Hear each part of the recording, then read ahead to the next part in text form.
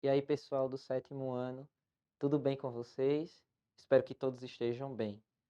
Hoje nós vamos continuar o nosso primeiro conteúdo, nós vamos concluir esse nosso conteúdo, que é da formação dos estados modernos, trazendo para vocês a política que foi desenvolvida a partir da formação desses estados, que é o absolutismo monárquico, certo? Mas para nós entendermos um pouco sobre a prática do absolutismo, é necessário que a gente possa definir o que de fato é essa política absolutista. Primeira coisa que a gente tem que entender é que essa é uma doutrina que vai ser chamada também de antigo regime, certo? Então, quando eu falo em antigo regime ou em absolutismo, eu estou falando na mesma ideologia política, certo? Outra coisa que a gente tem que entender é que isso é uma doutrina, o absolutismo é uma doutrina que traz a autoridade e o poder ilimitado a apenas uma pessoa. Eu tenho o costume de dizer aos meus alunos que o absolutismo traz aquela ideia de que o rei manda sozinho. Então, o rei é responsável por toda a questão jurídica, toda a questão militar, toda a questão religiosa, toda a questão social daquele país, certo? Então, nós vamos observar que ele vai trazer uma questão de supremacia absoluta, ok? Então, ele manda sobre o Estado, ele manda sobre o povo. Outro ponto que nós vamos observar é que o monarca, ele não pode ser contestado, tá? Ele não pode ser questionado. Ele pode criar 1000 leis que estejam erradas na visão da pessoa, mas mesmo estando erradas na minha visão, eu tenho que aceitar porque foi uma lei criada pelo rei. Então, ele é inquestionável, certo? E um exemplo de rei absolutista que eu estou trazendo aqui para vocês é o rei Luís XIV, da França, né? Que ele também era conhecido como o Rei Sol, tá certo? E a gente vê também que para fundamentar esse absolutismo, nós vamos precisar também de teoria, certo?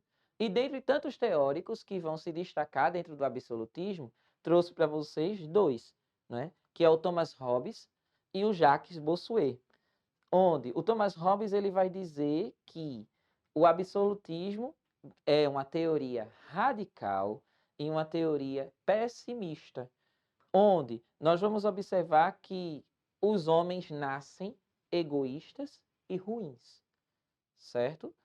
Já o Jacques Bossuet, ele vai relacionar a política com a religião, certo? Então nós vamos observar que na visão de Bossuet, a política e a religião vão andar juntas, certo? Então essas são as duas principais visões desses dois teóricos do absolutismo. Mas quais são as características dessa política? Eu trouxe para vocês 4 das principais para que a gente possa entender melhor um pouco sobre essa questão ideológica. A primeira de todas, em uma única pessoa dita as regras na gestão pública. Ou seja, o rei é o único que pode dizer o que é certo e o que é errado, que pode dizer o que, é que as pessoas podem fazer e o que não podem. Ou seja, ele dita as ordens sozinho, ele manda sozinho, certo? Um segundo tópico aqui, ele vai dizer que as regras e as leis impostas pelo monarca, pelo rei, não podem ser revogadas. Ou seja, eu não posso promulgar uma lei e depois voltar atrás, né? Simplesmente eu posso atualizar a lei, mas eu não posso regredir, tá certo? Então, essa é uma das ideias também do absolutismo, tá? Terceiro ponto, o rei tem o controle absoluto, certo? Sobre aquele estado, sobre aquele país, sobre aquela região. Ninguém pode passar ou ousar passar acima do rei, tá certo? Porque ele é o soberano, não somente nas questões políticas ou nas questões sociais ou religiosas, mas também na questão territorial, certo? Aquela terra não é de ninguém a não ser do rei, ok? E por fim, O poder absolutista consistia em tirar os senhores feudais o poder que tinham sobre as terras. Nós vamos ver isso na crise do feudalismo, quando os senhores feudais eles começam a entrar em crise, eles começam a se afundar em dívidas, e a forma de pagar essas dívidas é doando, é dando, na realidade, as suas terras ao rei. Então, quando eles dão as terras ao rei, automaticamente eles perdem a sua autoridade também, tá certo?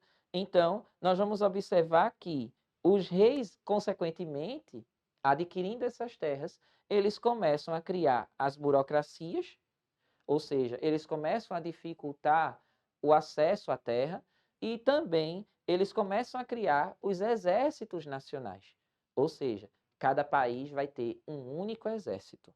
Antes, cada feudo, que era o espaço de terra, tinha o seu exército particular. Agora, o exército vai ser único, vai ser um exército nacional. E isso vai se chamar de monopólio da violência. Ou seja, o único exército autorizado a entrar no campo de guerra, a guerrear, é o exército do absolutismo, o exército monárquico, certo? O exército nacional. Agora tem um ponto-chave que sustenta o absolutismo também, que é a questão da religião. Por quê, gente? Qual é a relação entre política e religião, que já foi falada no início da aula, mas que agora a gente vai se aprofundar? Porque a primeira coisa, que a monarquia era apoiada pela igreja, tá? Ao ponto de que quem coroava o rei era o Papa. O rei só poderia ser proclamado, considerado rei, se o Papa coroasse-o, certo?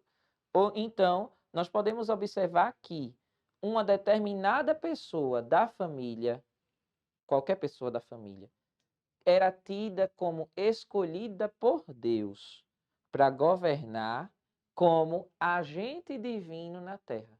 Ou seja, quando um rei assume o poder, automaticamente ele se considera como um representante divino dentro daquele estado, certo? Depois, nós podemos observar aqui o seguinte: o monarca absolutista, ele vai estar apenas abaixo de Deus, certo? Então, ele não podia ser removido do poder, ele não podia ser questionado, simplesmente porque ele vai estar acima de qualquer pessoa, certo? E, por fim, nós podemos observar que qualquer pessoa que se manifestasse contra o rei absolutista, automaticamente estaria também pecando contra Deus. Então vejam, se ele é o representante divino, se ele é a pessoa divina enviada por Deus para governar aquele estado, automaticamente, se eu sou contra ele, eu estou pecando contra Deus.